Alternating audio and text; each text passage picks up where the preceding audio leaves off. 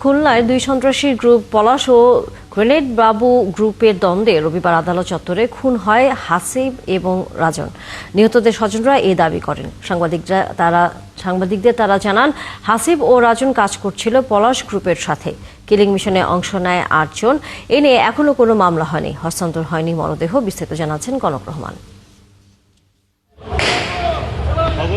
গেল ১৯ অক্টোবর খুলনার পুরাতন জেলা কারাগারের অভ্যন্তরে বর্তমানে খুলনার শীর্ষ দুই সন্ত্রাসী পলাশ ও রনি চৌধুরী ওরফে গ্রেনেড বাবুর সহযোগীদের মধ্যে সংঘর্ষ হয়। ওই সংঘর্ষের সময় পলাশ গ্রুপের অন্য সহযোগীদের সাথে অংশ নেয় হাসিফ হাওলাদার ও ফজলে রাব্বি রাজন।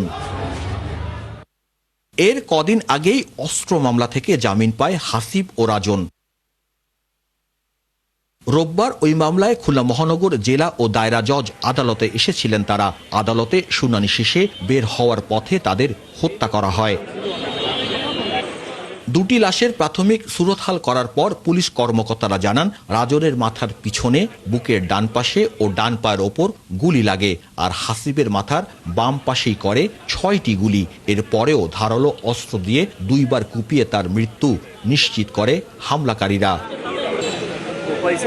আধিপত্য বিস্তারের জেরে এই হত্যাকাণ্ড বলে নিশ্চিত করেন নিহত রাজনের বাবা। আমি পাঠাই দিচ্ছি, তুমি লোকজন নিয়ে যে হাজিরা দিয়ে আস, হাজিরা দিয়ে দেরি করবো না, সাথে সাথে চলে আসে, তাই বলছিলাম। তো আমি বাসায় বসে ওপার বসে সংবাদ পেলাম যে এরকম গুলি লাগিছে, এসে দেখি তো ডেট। পুলিশের নথি থেকে জানা যায়, হাসিব ও রাজনের নামে খুলনার একাধিক থানায় হত্যা ও অস্ত্রসহ ৬টি মামলা রয়েছে। এরা মূলত সন্ত্রাসী পলাশ গ্রুপের অন্যতম ক্যাডার।